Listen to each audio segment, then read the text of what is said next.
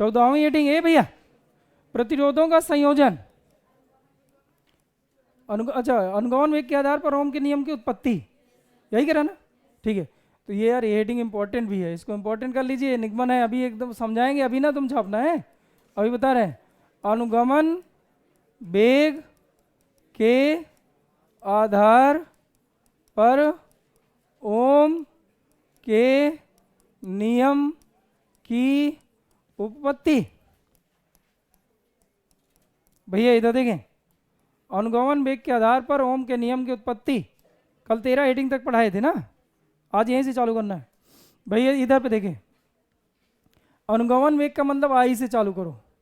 आई बराबर सूत्र क्या है? N E A V D. I बराबर N E A V D. I बराबर, इसके पहले और थोड़ी देखते हैं। ओम का नियम पता है किसी को? V बराबर आर इंटू आई। वी बराबर आर इंटू, मतलब इससे हमें ये लाना है, अनुगमन वेग मतलब वी डी से हमें लाना है V बराबर आर इंटू आई। यहाँ वी डी क्या है? अनुगमन वेग। यहाँ V क्या है? विभवांतर। V बराबर सूत्र क्या होता है? आर इंटू आई। ये ओम का नियम है। या V समानुपाती जब आई लिख देंगे तो इसको हम ओम का नियम कहते हैं। V बराबर सूत्र B8 वाला सूत्र याद है? V बराबर E इंटू डी। डी की जगह कितना लिख लें? यल।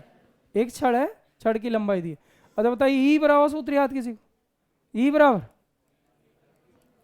बराबर यफ बटे क्यू। यफ बराबर क्यू पढ़े हो? क्यू बराबर सूत्र क्या होता है? एन इंटू ई। तो एक इलेक्ट्रॉन के लिए यफ बराबर हमने क्या लगाया? ई बराबर क्या लगाया? यफ अपान ई। भाई क्यू बराबर सूत्र क्या होता है? एन इंटू ई। तो एक के लिए यहाँ पर एक लिखोगे, ई लिखोगे तो ई तो आएगा। अच्छा बताइए, यफ बराबर सूत्र क्या होता है? यफ बराबर यम इंटू ए। और ए बराबर क्या होता है? ए बराबर मतलब त्वरण बराबर वेग परिवर्तन बटे वेग, मतलब वीडी बटे समय अंतराल मतलब टाउ। अब वीडी कहाँ से मिलेगा? तो ऊपर सूत्र रखा। बताइए वीडी बराबर क्या है? वीडी बराबर आई बटे एन ई ए, और इधर टाउ पहले से लिखा था तो टाउ लिख दो, ये उठा के यहाँ रख दो। तो बताइए यम उसी तरह रख दें और ए का मान यहाँ से रख दो, आई बटे एन ई ए टाउ, तो ये मिल जाएगा। ये उठा के यहाँ रख दो। तो बताइए यप की जगह ये रखना है तो कितना हो जाएगा? यम आई बटे जो ये लिखा था पूरा उतार दो, एन ई ए टाउ, और एक ई इसमें और आ जाएगा ना, ये वाला ही। क्या ये बात समझ पा रहे हो? तो ये हमने ई रख दिया, तो ई का इससे गुणा हो जाएगा ई स्क्वायर। अच्छा बताइए क्या मिल गया आपको? ई, और हमें क्या चाहिए? वी। तो ये उठा के यहाँ रखो, तो ये कितना हो जाएगा? यम आई अपान एन ई स्क्वायर ए टाउ और इंटू यल। दिख रहा है बेटा? अब हम करेंगे इसको, आई को थोड़ी अलग करे ले रहे हैं, और गौर करिए यही अनुगमन वेग है। नहीं दिख रहा है यार? ये वी तुम लोग को दिख रहा है और ये आई दिख रहा है, तो यही ओम का नियम है। इसका मतलब ये किसकी जगह पे रखा है? आर। ये तो ये प्रतिरोध है पूरा पूरा लिखा। आर वी समानुपाती, जो आई है ये भैया वी आपस में समानुपाती होते हैं। तो देखिए इधर आई दिख रहा है, इधर वी दिख रहा है, समानुपाती हो। इसी को हम क्या कहते हैं? ओम का नियम। बोलो। अच्छा बताइए, एक बार फिर से देख लो, अनुगमन वेग से यानी वीडी से ओम के नियम की उत्पत्ति यानी वी समानुपाती आई हमें सिद्ध करके दिखाना है। एक बार फिर से देखिए हमने क्या करा। आई बराबर सूत्र बताइए क्या होता? N E A V D. I बराबर, और हमें चाहिए क्या? वी समानुपाती आई। ये क्या है भैया? ओम का नियम। इधर देखिए बेटा, ये क्या है? ओम का नियम, ये हमें चाहिए। अच्छा बताइए, वी बराबर सूत्र तोड़ो तो वी बराबर सूत्र क्या होता है? वी बराबर ई इंटू डी। तो डी की जगह कितना रख लीजिए? यल। ठीक है, ऐसा चित्र भी बना देना अगर जरूरत पड़ जाए। ये ऐसे करके एक छड़ है जिसके सिरों को बैटरी से जोड़ा गया है, जिससे इसके अंदर के जो इलेक्ट्रॉन है वो अनुगमन वेग वीडी से एक सिरे से दूसरे सिरे की ओर चलने लगते हैं, जिससे एक सूक्ष्म धारा का प्रवाह होता है आई। तब इसकी लंबाई कितनी है? यल। इसीलिए भैया यहाँ पर इन सिरों के बीच का जो विभवांतर है वी बराबर सूत्र हो जाएगा ई इंटू डी, यानी प्लस माइनस के बीच की दूरी होती है, प्लेटों के बीच की दूरी। तो फिलहाल यहाँ प्लस माइनस सिरों के बीच की दूरी यल है, तो यहाँ पर हमने यल लिख लिया।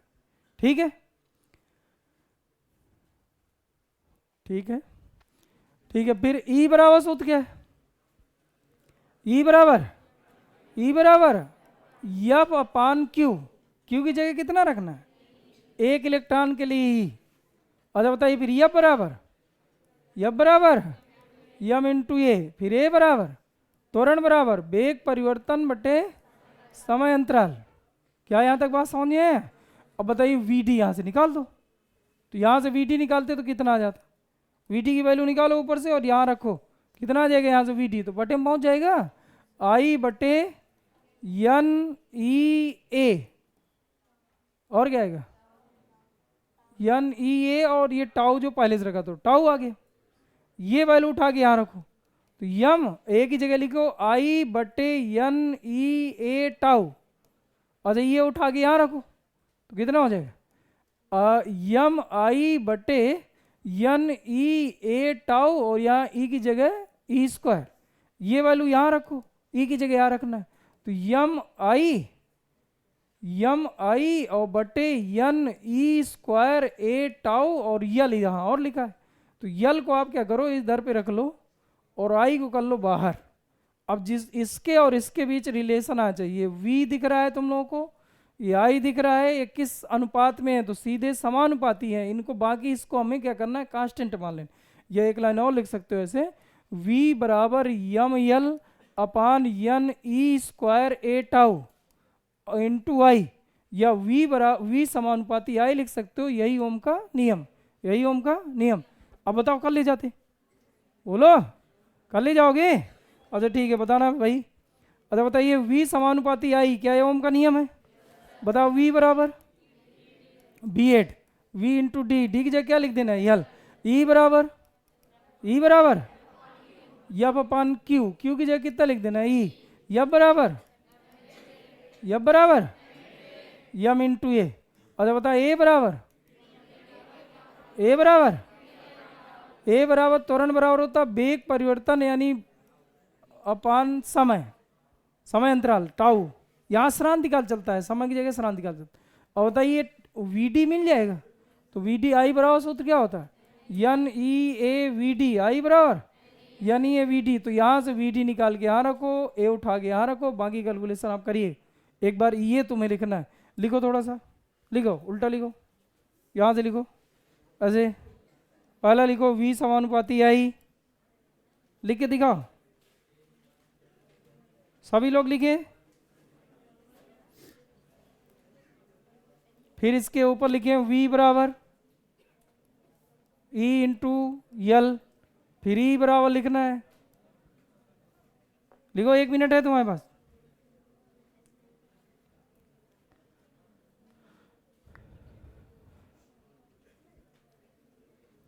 सबका लिख गया? भूल गए आधे,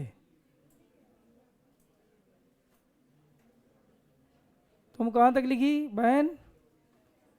लास्ट लिख ली सीधा, अंत भला सब भला, पूरा हो गया तुम लोगों ने? ठीक है, यप अपान ई, यप बराबर यम इंटू ए बराबर वी डी अपान टाउ, और वी डी बराबर आई बराबर N E A V D, यहाँ से वी डी निकालना है, बस इधर रखते चले आएंगे उत्तर मिल जाएगा। चलिए हेडिंग नंबर 15 बातचीत नहीं भैया, प्रतिरोधों का संयोजन, प्रतिरोधों का संयोजन कितनी तरह से, श्रेणी क्रम से और समांतर क्रम से। प्रतिरोधों का संयोजन कितनी तरह, श्रेणी क्रम और समांतर। जब प्रतिरोध का मान बढ़ाना हो तो किस क्रम में, श्रेणी क्रम, जब प्रतिरोध घटाना हो तो किस क्रम में, समांतर। अच्छा प्रतिरोध की हमें आवश्यकता भी है और आवश्यकता नहीं भी है, जैसे ये पंखे में प्रतिरोध ना हो दावेस्ट हो जाए, प्रतिरोध कारण पंखा गर्म हो जाता है और आपस में तारे चिपक जाती हैं, शॉर्ट सर्किट हो जाता है, पंखा जल जाता है, इसका मतलब इसमें प्रतिरोध ना होता तो बढ़िया है। दूसरा, अगर जैसे आप देखिए हीटर देखिए, प्रेस देखिए, अब वो प्रतिरोध के कारण क्या होते हैं, गर्म होते हैं, और जब वो गर्म होते हैं तभी उनका उपयोग किया जा सकता है, तो इसका मतलब वहाँ प्रतिरोध की ज़रूरत है। अगर वहाँ प्रतिरोध नहीं होता तो हीटर गर्म ही ना होता, तो वहाँ प्रतिरोध की होता है। तो कुछ जगहों पर प्रतिरोध की ज़रूरत होती है, तो वहाँ पर हम लोग करते क्या है, प्रतिरोध बढ़ाने के लिए उनको किस क्रम में जोड़ते हैं, श्रेणी क्रम। और कुछ जगहों पर प्रतिरोध की ज़रूरत नहीं होती, तो वहाँ पर हम किस क्रम में जोड़ते हैं, समांतर। अच्छा बताइए, हमारे घरों की जो वायर, घरों में वायर जो बिजली के लिए वायर फैलाते हैं वो किस क्रम में फैलाते हैं बताओ? श्रेणी क्रम में, समांतर? श्रेणी में, समांतर में? बताइए, प्रतिरोध की जरूरत है कि नहीं? प्रतिरोध ना हो तो बेटर रहेगा ना यार। और प्रतिरोध अगर ना हो तो प्रतिरोध हमें घटाना है, तो बताओ श्रेणी क्रम में कि समांतर क्रम में? घरों में लाइट फिटिंग किस क्रम में कराई जाती है? समांतर क्रम में। ये बेसिक बात याद रहेगी। और जब बताइए श्रेणी क्रम में क्या, प्रतिरोध का संकेत ये, दूसरा प्रतिरोध ये, बताइए दोनों किस क्रम में जुड़ गए? श्रेणी में। किस क्रम में? श्रेणी में के। और इधर देखिएगा ये, अच्छा ये बोल कौन रहा? ये साला किस क्रम में जुड़ना चाह रहा है?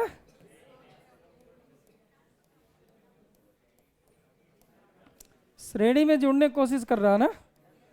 ठीक है, अभी आ रहा है बेटा, तेरा प्रतिरोध बढ़ा रहे, जैसे हम इधर पे पढ़ा रहे हैं।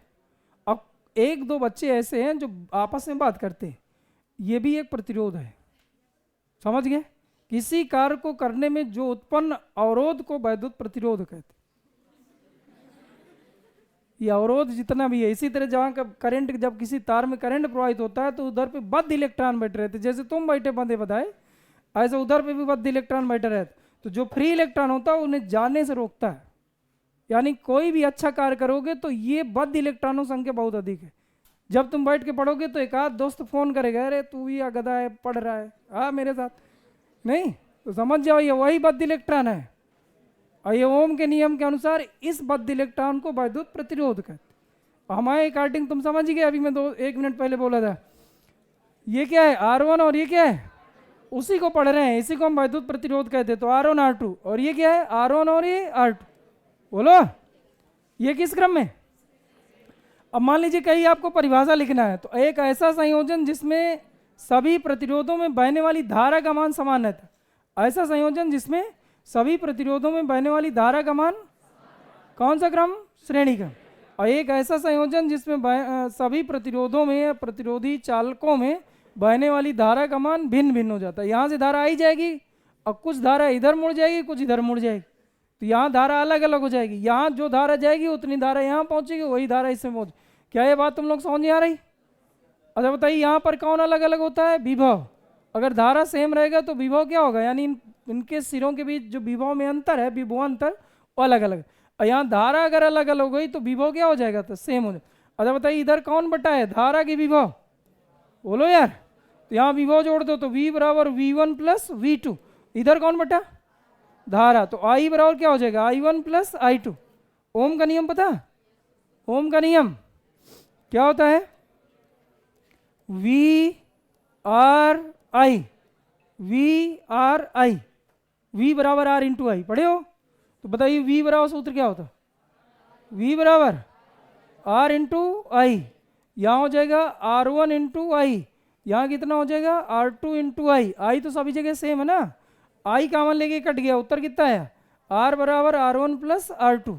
समांतर क्रम में आ जाइए, यहाँ आई बराबर लिखना है, तो आई बराबर सूत्र क्या होता है? V बटे R। यहाँ हो जाएगा V बटे R, यहाँ हो जाएगा V बटे R1, यहाँ हो जाएगा V बटे R2। तो V कॉमन लेके कट गया, कितना बचा? V कॉमन लेके कटा भैया, कितना उत्तर बचा? 1 बटा R बराबर 1 बटे R1 प्लस 1 बटे R2। 1 बटे R बराबर 1 बटे R1 प्लस 1 बटे R2। ये किस क्रम में हो गए? समांतर में। किस क्रम में? श्रेणी। समांतर क्रम में जोड़ने पर तुल्य प्रतिरोध का मान, तुल्य प्रतिरोध का मान बताइए घटता है बढ़ता है? समांतर क्रम में। और श्रेणी क्रम में? श्रेणी क्रम का सूत्र R बराबर R1 प्लस R2, और समांतर क्रम में 1 बटे R बराबर, या इसी को थोड़ी से हल कर लिया जाए तो R बराबर सूत्र बन जाता है R1 R2 बटे R1 प्लस R2। याद हो जाएगा। समांतर क्रम का सूत्र क्या होता है? R बराबर R1 R2 बटे R1 प्लस R2, और श्रेणी क्रम का R बराबर R1 प्लस R2। अब इसमें जब हम इस चैप्टर की सीट हल कराएंगे तो इसके जितने श्रेणी समांतर के सवाल होंगे तो वहीं हल कराएंगे, ठीक है? बाकी अब आगे बढ़ते हैं। हेडिंग नंबर एक अभी और होनी चाहिए। ऊर्जा, वैद्युत ऊर्जा नहीं, वैद्युत ऊर्जा वैद्युत शक्ति, कल पढ़ा दिए थे क्या? हेडिंग नंबर 16 भैया इधर देखें, वैद्युत ऊर्जा व वैद्युत शक्ति, आखिरी हेडिंग। वैद्युत ऊर्जा, वैद्युत शक्ति, इसके सूत्र ही तैयार कर लेना है। देखिए इधर समझो, जब किसी चालक में धारा के प्रवाह को बनाए रखना है, यानी आवेश इसमें गति करते रहे, इस धारा के प्रवाह को बनाए रखने के लिए बैटरी से जितनी ऊर्जा ली जाती है, बैटरी से ली गई इसी ऊर्जा को वैद्युत ऊर्जा कहते हैं। किसी चालक में आवेश के प्रवाह को बनाए रखने के लिए, किसी परिपथ में या चालक में आवेश के प्रवाह को बनाए रखने के लिए, किसी परिपथ में आवेश के प्रवाह को बनाए रखने के लिए बैटरी या स्रोत द्वारा ली गई ऊर्जा, बैटरी या स्रोत द्वारा ली गई ऊर्जा कौन सी ऊर्जा कहलाती? वैद्युत ऊर्जा कहलाती है, वैद्युत ऊर्जा कहलाती। अब देखिए, अगर आपको सूत्र याद हो तो V बराबर W/Q पढ़ाए थे कहीं, बोलो, दूसरे चैप्टर की पहली हेडिंग थी, वैद्युत विभव या विभवांतर, तो V बराबर W/Q पढ़ाए थे। तो यहाँ W बराबर कितना हो जाएगा? V × Q, इसी को हम ऊर्जा E कह देते, और V और Q बराबर IT पढ़ाए थे, याद है या? तो ये सब ना भी याद रहे तो तुम्हें इस सूत्र, एक सूत्र याद करना, E बराबर VIT, वैद्युत ऊर्जा E बराबर VIT, E बराबर VIT। इधर पे आइए, वैद्युत ऊर्जा E बराबर VIT, बोलो, वैद्युत ऊर्जा E बराबर VIT। आगे आइए, अब देखिए, अगर यहां पर ओम का नियम लगा दे तो दो सूत्र और बन जाता है भैया। इधर V बराबर सूत्र क्या होता है? R × I, और IT इधर पहले से लिखा है, ये V की जगह यहाँ रखे, तो बताओ ये क्या बन जाएगा? RI²T, एक ये बन जाता है। एक और लिख सकते हो यहाँ पर भैया, I की जगह सूत्र लगाओ तो I बराबर V/R होता है, पढ़े हो? तो ये V का V से गुणा हो जाएगा, तो ये हो जाएगा V²/R × T। तो ये टोटल आप समझिए, मूल सूत्र एक का है, याद जो करना है इसको याद करना है, बाकी ओम का नियम से बदलना सीखो। बताइए ऊर्जा का मात्रक क्या होता है? ऊर्जा का मात्रक जूल। अब बीमा क्या हो जाएगी? mL²T-2। ऊर्जा क्या है? किसी परिपथ में आवेश के प्रवाह को बनाए रखने के लिए, किसी परिपथ में आवेश के प्रवाह को स्रोत या बैटरी द्वारा ली गई ऊर्जा वैद्युत ऊर्जा कहलाती है। वैद्युत ऊर्जा E बराबर VIT, E बराबर VIT, याद हो जाएगा? चलिए ठीक। देखिए यहाँ पर क्या है, थोड़ी वैद्युत ऊष्मा भी पढ़ लो, ये बस डिफिनीशन से रिलेटेड है, जैसे ऊर्जा ऐसे ऊष्मा भी। देखिए, जब किसी चालक में धारा का प्रवाह निरंतर होता रहता है, जब किसी चालक में धारा का प्रवाह लगातार होता रहता है कई घंटों तक, तो वैद्युत प्रतिरोध के कारण जो तार होती है, ये चालक जो होते हैं वो धीरे धीरे गर्म हो जाते हैं। ऐसा देखे हो कभी? बोलो, कई घंटे का अगर किसी पंखे को चालू कर दिया थोड़ा थोड़ा गर्म हो जाता ना। देखिए भैया, उसी ऊष्मा को हम लोग कौन सी ऊष्मा कहते हैं? वैद्युत ऊष्मा। तो आप बोलोगे कि जब किसी चालक में धारा का प्रवाह निरंतर होता है तो वैद्युत प्रतिरोध के कारण कुछ ऊर्जा ऊष्मा में परिवर्तित हो जाती है, जिससे चालक गर्म हो जाता है। इसी उस परिवर्तित ऊर्जा को हम लोग ऊष्मा कहते हैं। ऊष्मा का सूत्र सेम है, VIT। ऊष्मा का सूत्र क्या है? सेम, लेकिन इसमें 4.2 का भाग कर देना है तो ये कहीं बदल जाएगा? कैलोरी में। बोलो, याद हो जाएगा? E बराबर क्या है? VIT। E बराबर, तो H बराबर क्या है? VIT/4.2, VIT/4.2, VIT/4.2। अब इधर देखो, ए भैया,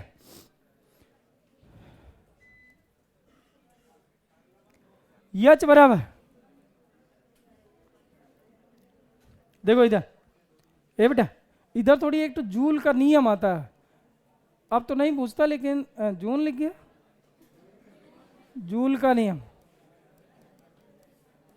ए मालिक, इधर देखो, देखिए इधर H, ए भैया इधर देखो, H बराबर V की जगह सूत्र लिखो तो RI²T/4.2, या इसको ऐसा लिख सकते हैं।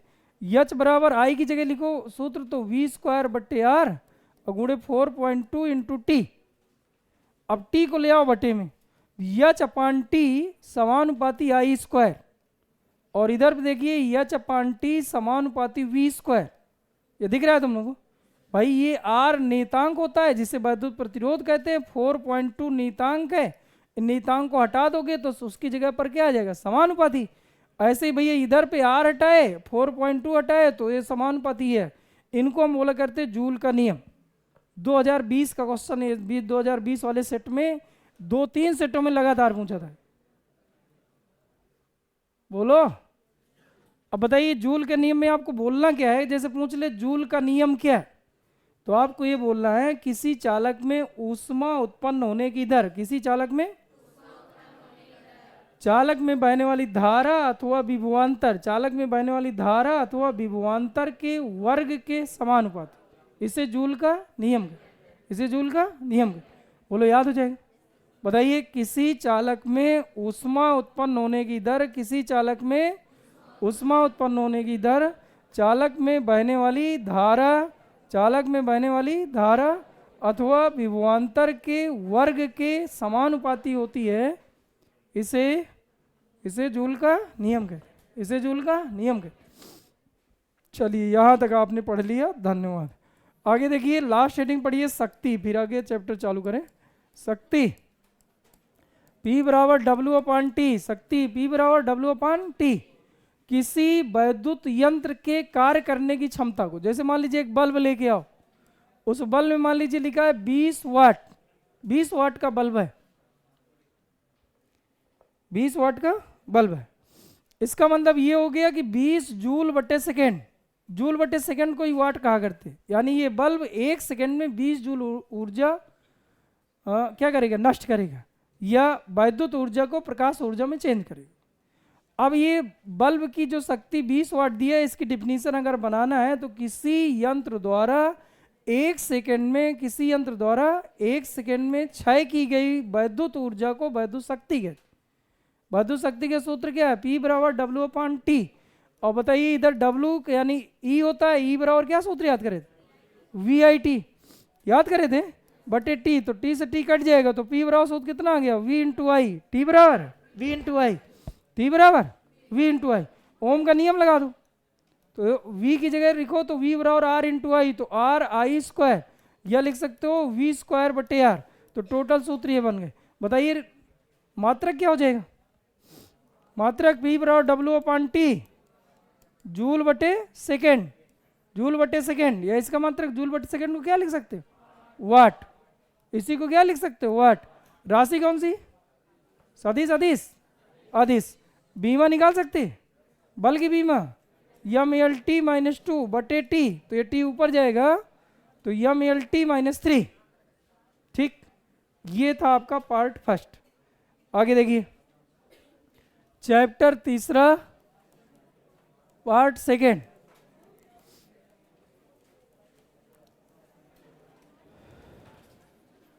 ये देखिए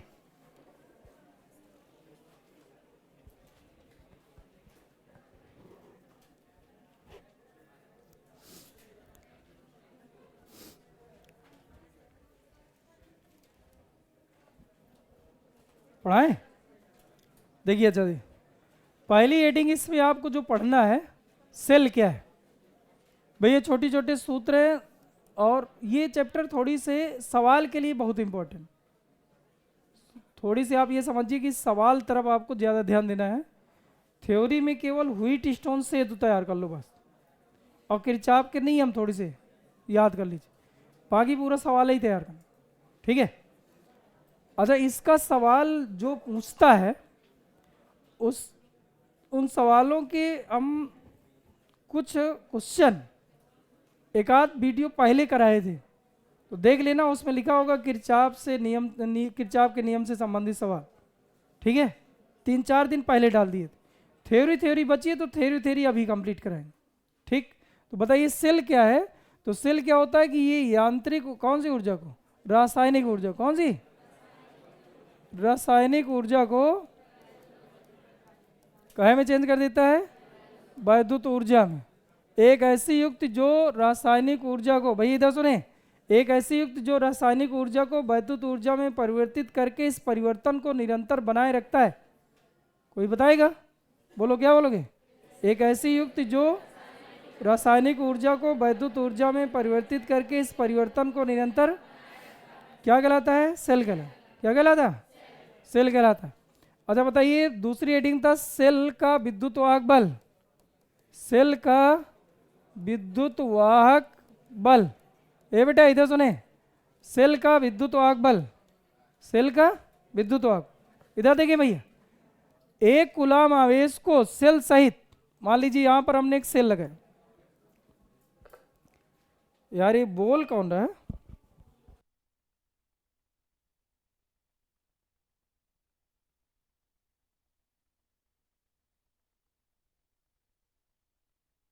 रहना, देखिए सेल का विद्युत वाहक बल, इसे एक बार बंद।